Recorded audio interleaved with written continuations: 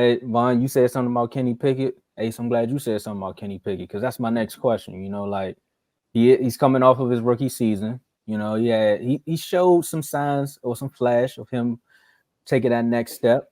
So, what's your expectations for Kenny Pickett next season, Vaughn? Well, I know y'all know I got a bet going on right now that he gonna have a better year than Dak Prescott. Stop the Yes, cap. and I believe it. And also, I mean, this second bet, I really shouldn't mention it, but I'm gonna do it anyway. I got another bet against Sam Howell. I mean, come on. So Stop the I cap. I really think Kenny. I appreciate that, Joe. Hey, I think Kenny Pickett really gonna. He showed me a lot last year. I mean, let me run down a couple stats for you guys. I mean, a lot of people look at his stats and they just write them off. He played 12 games last year. He played 13. He got knocked out of the Ravens game first drive. Played 12 games. First 5 games, he had 8 interceptions and 2 touchdowns. Bruh. We were 1-4 that in that run. After the bye week, we went 6-1 with Kenny Pickett throwing 5 touchdowns, only 1 interception. So you see a lot of progress there. You see him protecting the ball a little bit more and getting wins. Kind of like how Big Ben was in his rookie year. He wasn't a guy slinging the ball over the place. He kind of took care of the ball a little bit, and he won us some games by being a hard-nosed player. And I think that's what Kenny Pickett gonna bring for us.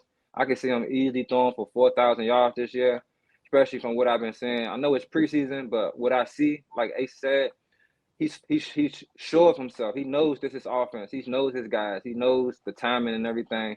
The addition of I didn't even bring up Allen Robinson. We picked up Allen Robinson. I think that's a great pickup.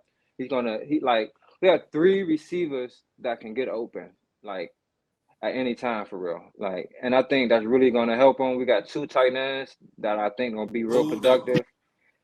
Najee Harris, real productive. And I really think Kenny Pickett gonna lead us. I'm gonna go do y'all thing for that. Okay. We got. Come on, Dave. It's the wrong time to bring a super chat, but I ain't mad at it. We got a super chat. You remember for 1 month. Shout out to you, Dave. Got the 1 month down. Say R2L is the best sports has. Okay, you put had. Okay, has the best sports panel. Shout out to Troy Polamalu for training my guy, Hafunga. Man, these names, man. You gotta go back to school for some of these, man. Hashtag Kenny Picks. Hashtag Silence them all. Hashtag Stop spreading the news. Hashtag Niner Empire. Shout out to you, Dave, for the super chat. I'm not. That Niners Empire threw me off. And But that Kenny Picks, I don't know what he talking about. He just typing. Yeah, we don't like Nah, he don't know. But yeah, I think Kenny Pickett, he's gonna lead us. I think he's our quarterback for the future. I'm really excited. I'm really sold on him. I like. He's a straightforward guy. He means business. He's a leader. He works hard. And if you watch him play, his arm looks a little stronger. And one thing I really like about him, he like he knows who he want to get the ball to, and he gets it to him. He doesn't hesitate. Like he lets the ball go. So I think he's going to 4K, and he's gonna have a lot more touchdowns, a lot less interceptions than last year. So that's my take for Kenny Pickett. KP4K, take it away, Ace.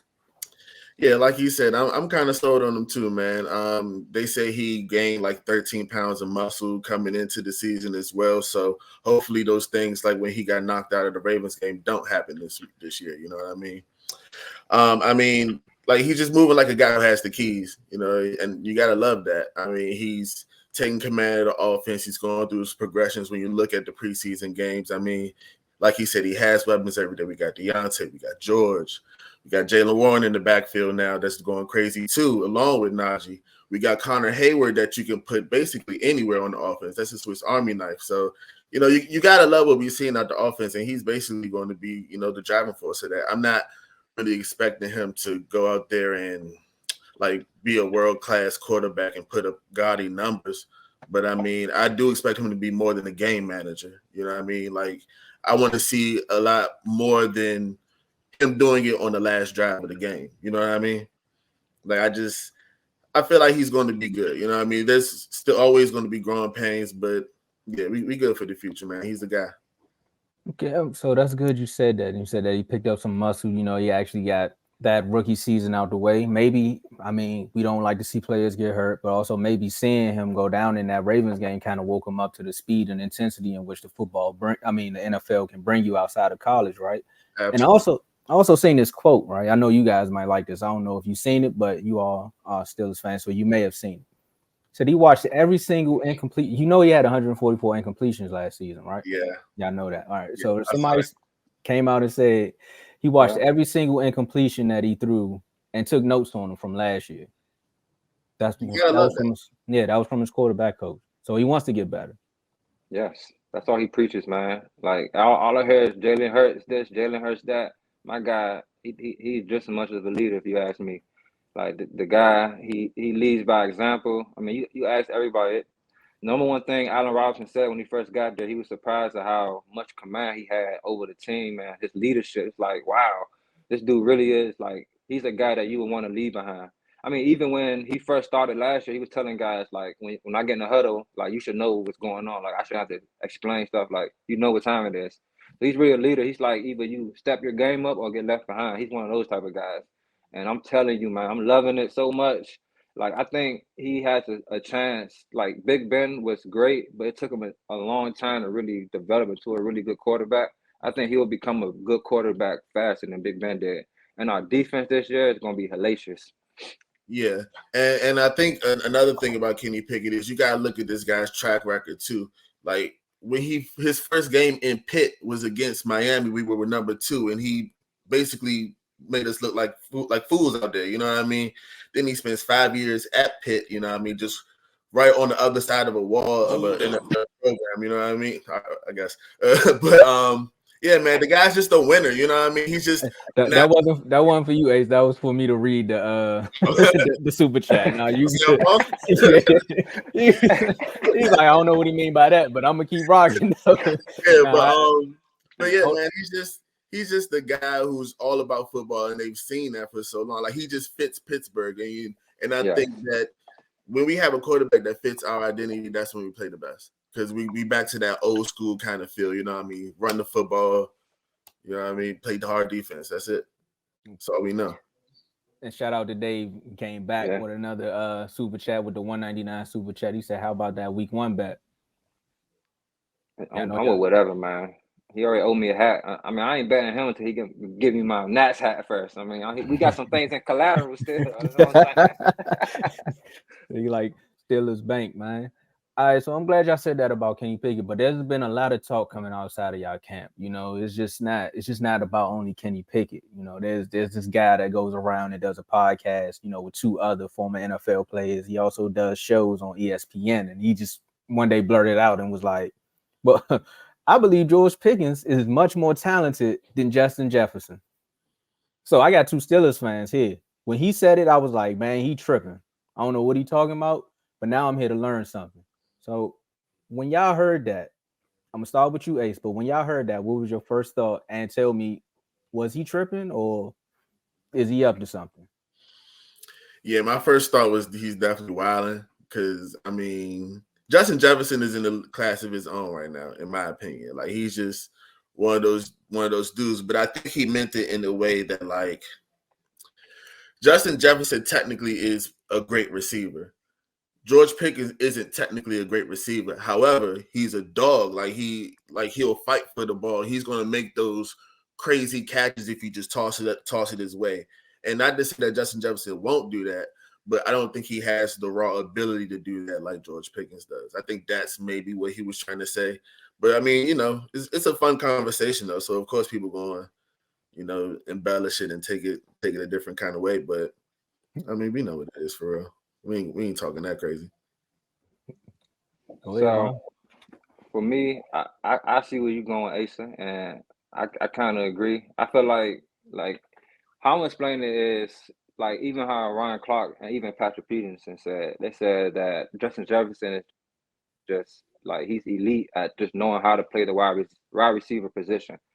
And the fact that George Pickens, he's not that elite. He even said it himself. He says, you know, once I learn how to get in and out of my breaks a little bit better, how to do this, how to do that, then I will become a better receiver. But right now, he's really working off of raw talent. Like even in Georgia, like Mike Tomlin in the press conference was saying that they didn't really hone into his abilities because you know Georgia there's just so many stars there, and it's hard just to pinpoint on one guy. And he got injured his senior year, so I think what he's trying to say is like Ace said, like he has that raw ability to make something happen without knowing how to properly play the position. So it's showing that he has a lot of more raw ability. Because Justin Jefferson, he's like it's no flaw in his game really. I can't really think of a flaw in his game. However, there's a conversation that we always hear in the chat about how he doesn't show up a lot against big time corners, and I think that has something to do with raw ability. Like a guy like George Pickens, I don't think a good corner can really just shut him down. To be honest, because he's the guy. He has the ability. Like even you watched last year, some of the catches he was making. Like he's making catches, like big man catch to the point where it's guys like he catching the ball like this, and it's a guy like draped on his back, and he's still just holding it up like this. And I mean, he just like to me, I just think it's that raw dog. That's what they're really talking about. And I think George Pickens definitely has that more than Jefferson. Okay, so it's kind of like the way you describe him reminds me of a Dez Bryant, where it's like he's not the best receiver as far as route running or his technique, but when you want that passion, that raw dog ability, and that jump ball, it's like, all right, just throw it up, 88 somewhere down there. Okay. I like that comparison. I kind of understand it more now than what was going on in the chat, so I appreciate that. Maybe I needed another Steelers fan to say something too. Maybe that's what it was. It was too much outsiders talking about it. That's what the problem was. They don't know enough about George Pickens to speak on it. And they people just swear we be irrational. People swear Steelers fans should say anything, but we really, right. I think that's all fan bases. Every fan base has at least one or two fans that get on somebody's nerves, and they just be like, "Man, nah, here we go." #shot. That's where the silence comes from. That's true. We all have one or two. And I got one more question as far as expectations, because y'all got one of the best coaches in the NFL. And I mean, even if you don't make the playoffs, you still have a winning record with him. Like, so what are your expectations from Mike Tomlin this season? And I'll start with you, Von. I mean, we got to get in the playoffs and get a dub, at least. I don't remember last time we had a dub in the playoffs. I mean, I know that's on TJ Watt. That's number one on his list, to get a win in the playoffs and go from there. And I feel the same way. Like, we got to get a dub in the playoffs. Last couple of times we've been in, we lost in the first round. And that's not the Steelers way. We are a team that's always in contention, a team that's always there. And the last couple of years, it's been the Bills, the Bengals, and the Chiefs. And we're going to have to change that. And I feel like we will. I mean, we have the deepest defense we had in a while, the best defense we probably had in a while. Like, I don't see no flaw in no position on our defense, to be honest. And then our offense is pretty loaded as well. So I expect us. I mean, look what he did with Mason Rudolph playing quarterback last year with Mitch Trubisky and Kenny Pickett on a leash playing quarterback. I mean, he still got us to 9 wins without TJ Watt playing the whole year. Like TJ Watt played the whole year, we make the playoffs. Like we need one more win, we make the playoffs. TJ Watt played the whole year. So I really think we my expectations is get us in the playoffs and get a dub. Ace. Yeah, I couldn't have said it better. I have the same expectations, man. We got to make the playoffs and of our team, because I mean we could have made the playoffs if the Dolphins would have lost, I think. But I mean, we can't settle for that. We got to be able to control our own destiny this year, and do what we need to do when we need to do it. You know what I mean? Because yes, Tomlin has always given us a winning season, but you can't lie and say Mike Tomlin hasn't dropped some games that we shouldn't have dropped. You know what I mean? Like, sure, he's a player's coach, and he does get the best out of those guys. But for some reason, sometimes it just feels like, I don't know if it's like the team just worn out or like, we just play to the competition. But it's just like when we walk into, I don't know, like for instance, Arizona this year. If we lose to Arizona, I'd be pissed. Just because it's the team that we're supposed to beat. Is no way in hell that's supposed to be competitive with us. But, it's just one of those things that could happen. That's one thing that I'm looking for this year. If he can stop those things from happening, then we won't have any issue getting in the playoffs. Because, I mean, we damn near almost run the AFC North. Yeah, we back. We back. We definitely back. But hey, how you feel about this though? Like me personally, I felt like we should have been planning for Big Ben's departure. Like I felt like Kenny Pickett kind of fell in our lap. Like we got lucky, to be honest. But I felt like he took too long That's why I'm happy we got a new GM. Like, they took too long to prepare for this guy, for his departure. What do you think about that? Yeah, I can agree with that. It did drag, but I mean, I don't know. It worked out, I guess, so far. So I can't really say too much about it now. But I will say that it was kind of like a weird thing because he shouldn't have played that last year. You know what I mean? He shouldn't have. Shouldn't have been there. He probably should have been gone 2 years ago before then. But I mean, hindsight's 2020 at this point. And like you said, we got the con man now, so we making way more moves than we ever made in free agency, and that's what's making a difference with this team. You know what I mean? We getting people with we getting college players that's already got a winning culture.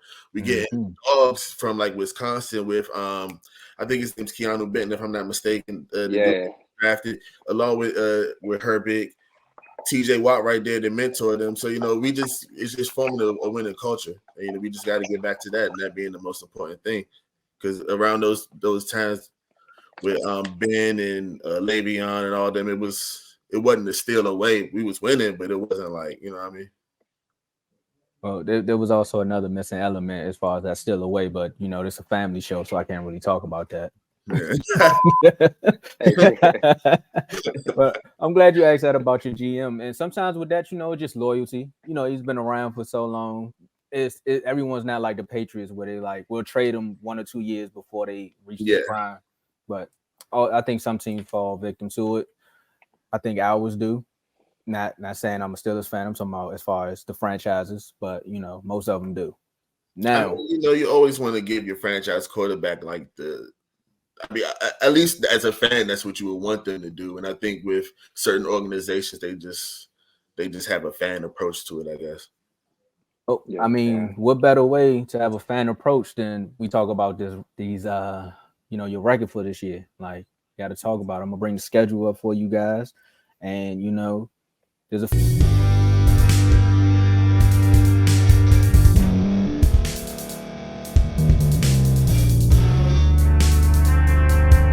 Thank you for staying to the end. If you're watching this on YouTube, please like this video, subscribe, and also hit that notification button so you can be notified next time we put out a video.